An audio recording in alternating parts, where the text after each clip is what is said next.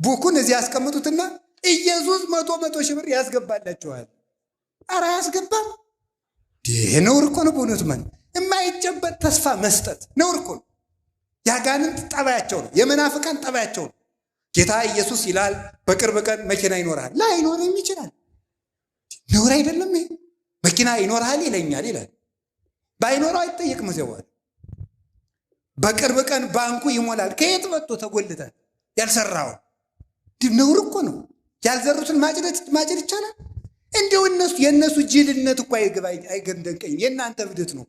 እናንተ እብድ አይደላችሁም። እዚያ የሚያብዱት ነው። እንዲሁ በጣም ነው እኮ የሚያስደንቀው በእውነት ማለት ነው። እንደዚህ አልኩት እና እንደ ላባ አይደርስም እየመሰላቸው ሲደርስ እንጨናነቅበታለን ብለው የሚያደርጉ ሰዎች አሉ። እግዚአብሔር አሁን እንዲሁ እያለ የሚስቅ እግዚአብሔር አሁን አንዱ ያደረገውን ሰምታችኋል።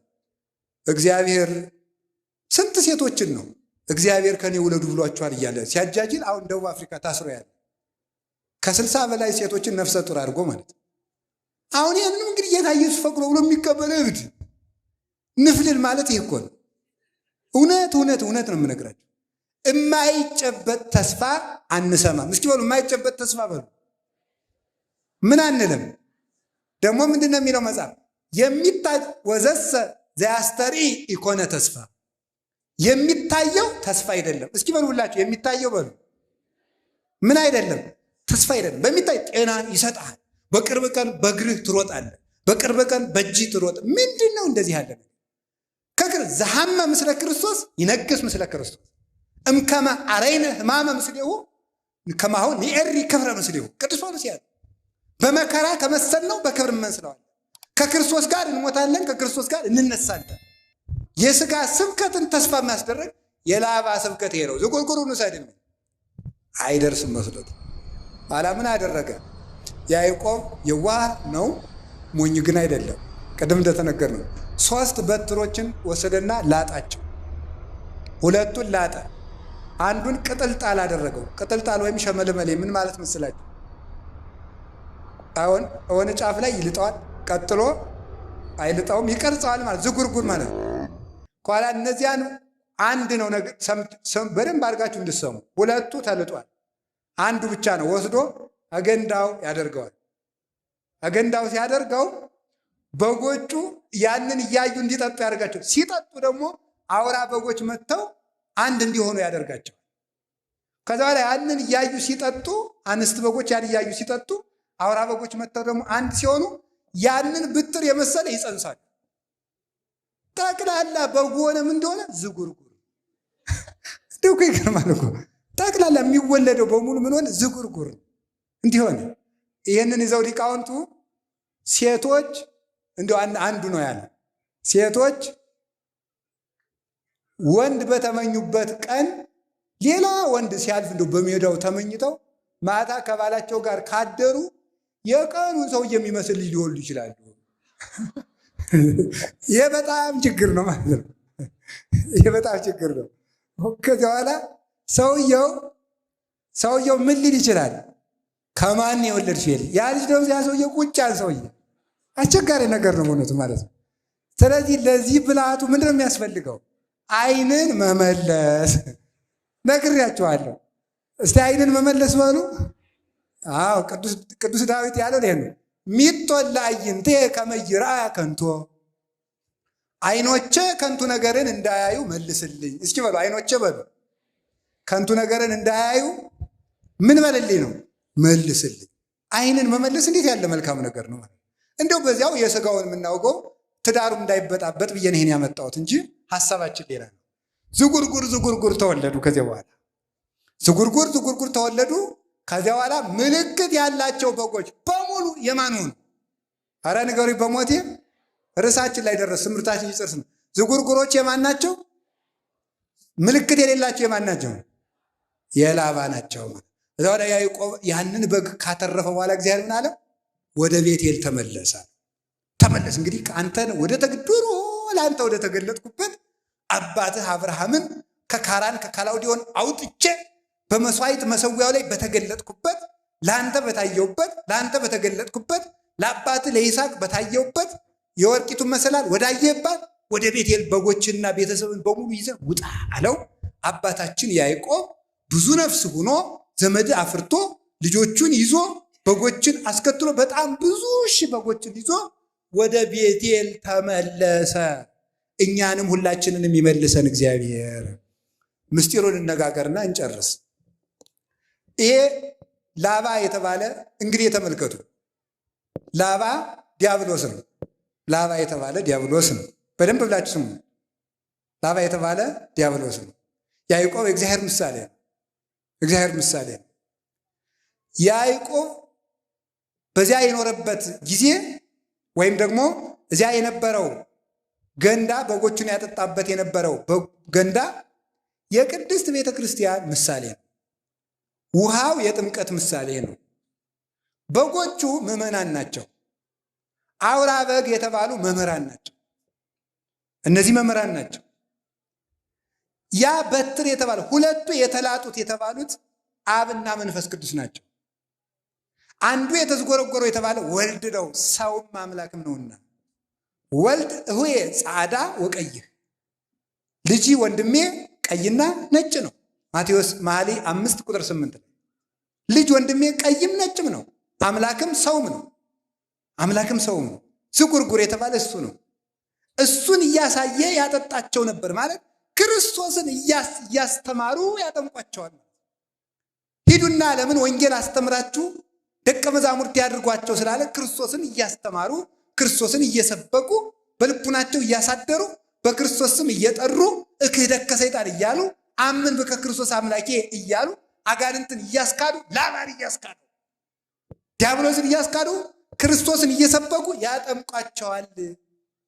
በጎቹ ተመልከቱ፣ በጎቹ ምን ይጸንሳሉ ሲባል ዝጉርጉር ዝጉርጉር በትሩን የመሰለ ይጸንሳሉ ማለት ክርስቲያኖች ከቤተ ክርስቲያን ክርስቶስን እየመሰሉ ይወለዳሉ ማለት ነው። ክርስቶስን እየመሰሉ ይወለዳሉ ማለት ነው።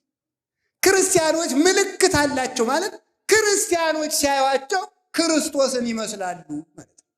ክርስቶስን ይመስላሉ ማለት ነው። ከቃሉ ጋር ናችሁ። ክርስቶስን ለመምሰል ያብቃል። ሊቃውንት ደግሞ መልሰው ምን ይላሉ? በጎቹ እነዚህ ምንድን ናቸው? አውራ በጎቹ መምህራን፣ በትሩ ኢየሱስ ክርስቶስ፣ ውሃው ጥምቀት ትምህርት፣ ምዕመናን እና በጎቹ ዝጉርጉር ዝጉርጉር መጽነሳቸው የክርስቶስን ትምህርት ሰምተው በልቡናቸው የማሳደራቸው ነው። ዝጉርጉር መውለዳቸው ማለት ያንን በምግባር መግለጻቸው ነው። እነሱን የመሰለ ሰው መተካታቸው ነው። እንጦንስ፣ መቃርስ፣ መቃርስ፣ ጳኩሚስ፣ ጳኩሚስ፣ ቴዎድሮስ፣ አረጋዊ፣ ዮሐኒ፣ ተክለ ሃይማኖትን መውለድ ማለት ይህንን ማድረግ መቻል ማለት ዝጉርጉር አይቶ ዝጉርጉር መጽነስ ማለት ክርስቶስን መስሎ ኑሮ ክርስቶስን የመሰለ ልጅ መተካት ማለት ሌሎች መምህራንን መተካት ሐዋርያትም ጴጥሮስ ቀሌምንጦስን፣ ጳውሎስ ጢሞቴዎስን፣ ዮሐንስ አግናጤዎስ ፖሊካርፐስን መተካት ማለት ማስመሰል ማለት ይሄ ነው። በትዳር አስመስሎ መተካት፣ በወንጌል አስመስሎ መተካት፣ በመነኮሳት አስመስሎ መተካት፣ በቤቱና አስመስሎ መተካት ጳውሊ እና አርሳኔዎስን እንደተካው ማለት እንዲያር የሚያደርጉ ምን ይባላሉ? የያዕቆብ በጎች። ለዚህ ሁሉ መድኃኒቱ አውራዎቹ ናቸው ማለት መምህራን ናቸው። ዓለምን በጥበት የሚያደርጓቸው ያለ አውራ በግ መጽነስ የምትችል በግ እንደሌለ ያለ መምህር ምግባር መስራት የሚችል ምዕመን የለም። ሳይማሩ የሚያገቡ ሰዎች፣ ሳይማሩ የሚመነኩሱ ሰዎች በጥበት የሚያደርጉ እየሮጠ ሄድና መመንኮስ፣ እየሮጠ ሄድና ደግሞ ዘግቻለሁ ማለት ሰይጣን ሲያጨናንቀው እንዲሁ ቆና አንድ ወር ፑሻፕ ሳትሰራ ኮማንዶ መሆን ትችላለህ? ነውር አይደለም ወይ? ነውር እኮ ነው ይሄ ማለት ነው። አየር ወለድ ልሁን እንዴት ብለን የምትሆነው እንዲሁ እኮ አይደርስሉናል። ደረትህ እንደገረረ አጥንትህ እንደደረቀ ማሰሪያ ሳይፈታ ምን ብለን ነው ኮማንዶ የምትሆን? ሞኝ አረም ነቀላ መሰለ እንዴ? አይኮንም። እንደዚህ ሁሉ ዝም ብሎ ብድግ እየሮጡ ወዶ ሰው ዝርግቼ ነው የምጸልይ ከሰይጣን ጋር ደረት ለደረት ውረት እንውረድ ይቻላል? አይቻልም። ደርሶ እየሮጡ ወዶ መዝጋት ደግሞ ደርሶ ከፍቶ መሮጥ በቅቻለሁ ማለት ይሄ ነው። ደርሶ መዝጋት፣ ደርሶ መክፈት ማለት ደርሶ ማግባት፣ ደርሶ መፋታት። ይሄ ነው ችግሩ። ተምሮ መግባት። አሁን እንደው ስታገው ምን እያረጋችሁ እንደሆነ ይገባችሁ? ምን እያረጋችሁ እንደሆነ እኮ አይገባችሁ። አሁን ሚስት ቤተክርስቲያን እንደሆነች የሚያውቃለ? ባል ክርስቶስ እንደሆነ የሚገባው አለ? ለባሏ ስትታዘዝ ለክርስቶስ እንደምትታዘዝ የምትቆጥር ሴት አለች? ባሏን ስትንቅ ክርስቶስን እንደምትንቅ የሚገባት ሴት አለች? ሚስቱን ሲያቃልል ቤተክርስቲያንን እንደሚንቅ የሚገባው ሰው አለ? የለም። ባልና ሚስት ሲፋቱ ክርስቶስና ቤተክርስቲያን ተለያዩ ብሎ እንደ ካደ እንደሚቆጠርበት የሚረዳ ሰው አለ? የለም። የማያውቁት ያለ አውራ በጎች የጸነሱ ዝጉርጉር የሌላቸው ክርስቶስን የማይመስሉ ምዕመናን፣ ክርስቶስን የማይመስል ትዳር፣ ክርስቶስን የማይመስል ገዳም፣ ክርስቶስን የማይመስል ቤተ ክህነት፣ ክርስቶስን የማይመስል ንግድ፣ ክርስቶስን የማይመስል ንግግር፣ ክርስቶስን የማይመስል ስልጣን፣ ክርስቶስን የማይመስል አለባበስ፣ ሁለንተናችን ክርስቶስን የሚመስል ምልክት የለንም። መድኃኔዓለም ምልክት እንዲኖረን ያደርገን። ምልክት ይውላችሁ የክርስቶስ መሆናችን የሚታወቀው በትሩን መስለን በመጸነሳችን ነው። የክርስቶስ መሆናችን የሚታወቀው እሱን የምንመስልበት አንዳች ነገር። እስቲ እንደው እግዚአብሔር ያሳያችሁ፣ ክርስቶስ ያመልክታችሁ። አሜን በሉ። እንዲሁ አሁን እኔን ተውኝ፣ መቼም ግድ የለም ደግሞ እኔን ሌላ ሰው ይምከረኝ አይሻልም? እንዲህ አሁን እናንተ እስቲ አሁን ምናችሁ ክርስቶስን ይመስላል? እስቲ ንገሩኝ። ስናገር በሉ። እሺ ትመስላላችሁ? እንዴት ነው የምትሉ? ውጣ ግባ ትመስላላችሁ? ለስበላ እስኪ ስበላ በሉ ደግሞ ተናገሩ እንጂ ትመስላላችሁ ወይ? ሐመሯ ስለብስ እስኪ ስለብስ በሉ ትመስላላችሁ? እሺ ስትነግዱ፣ ምን ስትሾሙ፣ ስትጋቡ፣ አዎ ክርስቶስ ለቤተ ክርስቲያን ሞተላት። ለሚስቱ የሚሞት ባል የለም። ቤተ ክርስቲያን ለክርስቶስ መስዋዕት ትሆናለች፣ ለባሏ መስዋዕት የምትሆን የለችም። ምናችን ነው ክርስቶስን የሚመስለው ብለን መጠየቅ አለብን። ክርስቲያን ተብያ እንደው ክርስቶስን የሚመስል እናንተ በግ እኮ ጥጃ አይወልድም፣ በግ ውሻ አይወልድም። የክርስቶስ ልጆች ሆነን እንዴት የዲያብሎስ መልክ ይኖረን? ይህንን ነው በእውነቱ ማለት ነው ጌታ ያስተማረን። ምልክት የሌላቸው በጎች ማለት ክርስቶስን የማይመስሉ ክርስቲያኖች ማለት ነው። አሁን ነገ ሁለት ነገር ነው ማስተላለፍ የፈለግኩት፣ ጨርሻለሁ ትምህርቴ። አንደኛው የክርስቶስን ስም ይዘው ክርስቶሳውያን ያልሆኑ መናፍቃን ሲመጡ ምልክታቸውን እንድታውቁት። የክርስቶስ ሰው ከሆንክ ምልክት ምንድን ነው? እስቲ ወት ፓስተሩን ይሄ እመቤታችን የሚሰድበው ምን የሚለውን ምልክቱ ምንድን ነው? ከራባት ነው? የክርስቶስ የመሆኑ ዝላይ ነው? 24 ሰዓት መብላት ነው? እርግጫ ነው እያለ ነበር ልጅ እዚህ የሚቀርጸው ልጅ ማለት ነው። እርግጫ ነው? ቦክስ ነው? የክርስቶስ መሆን ውሸት ነው? ገንዘብ ማካበት ነው? ለቆናጽል ግበው ቦሙ ወላይዋ ፈሰማይኒ ምጽላል ቦሙ ለወልደ እጓለ እመሕያው ሳልወጡ ሀበ ያሰምዕ ክርስቶ። እስኪ በምናቸው ነው ክርስቶስ የሚመስሉት? ክርስቶስ እኮ ማንንም የማይነቅፍ ጭምት ነው። ማንንም የማይነቅፍ ፈሪሳውያንን እንኳን የማይሳደብ የጧፍ ኩስታሪ የማያጠፋ የተቀጠቀጠ ሸንበቆ የማይሰብር ፍጹም ህዱ ነበር። ዝም የሚል እያወቀ ያላወቀ የሚመስል መኑ ጸፋከ እየተባለ የሚሰለቁበት ወታገሰ ምራቅ ርኩሰ ተብሎ የተነገረ ወይ ጭምትነቱ የለም ወይ ትትናው የለም። ክርስቶስ ከአብ ጋር አንድ አምላክ ሲሆን አብ ይበልጠኛል ይላል። አባቶቼ ይበልጡኛል በሉ ለማለት ነው። የአሁኖቹ መጥተው ማርያምን እንበልጣታለሁ ማለት ነው የቀራቸው። እኩል ነኝ እስቲ በሞት ያፈርሰውን ይውልኝ። አሁን ያሉ ዛሬ ያሉ በምድር ላይ ያሉ ፓስተሮችን እስቲ እንደው በመጽሐፍ ቅዱስ ካለው የሚበልጣችሁ አንድ ሰው ንገሩ ይባል የለም።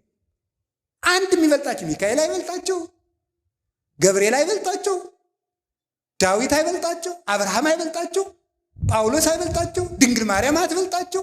የሚበልጣቸው አብ ብቻ ነው። ክርስቶስም ወንድማቸው ነው። በእነሱ ሎቱ ስብሐት።